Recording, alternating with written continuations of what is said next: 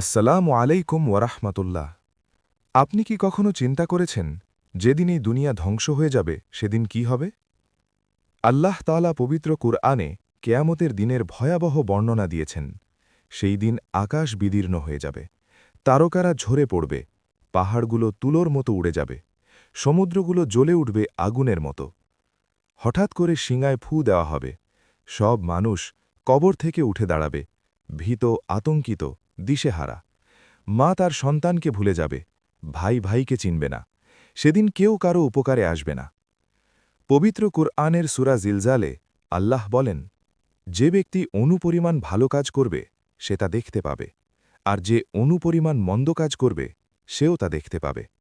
আমাদের প্রতিটি কাজ, প্রতিটি কথা, এমনকি মনের গোপন চিন্তাও সেদিন প্রকাশ হয়ে যাবে। আমলনামা হাতে দেওয়া হবে, কারো ডান হাতে, কারো বাম হাতে।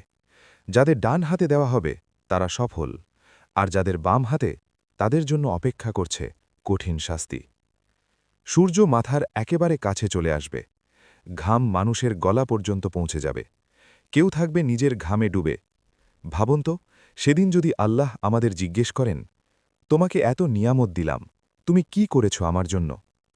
প্রিয় ভাই ও বোনেরা, কেয়ামত নিশ্চিত। আমাদের জীবন খুবই ছোট।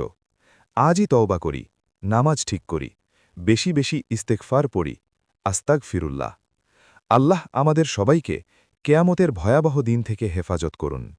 আমিন।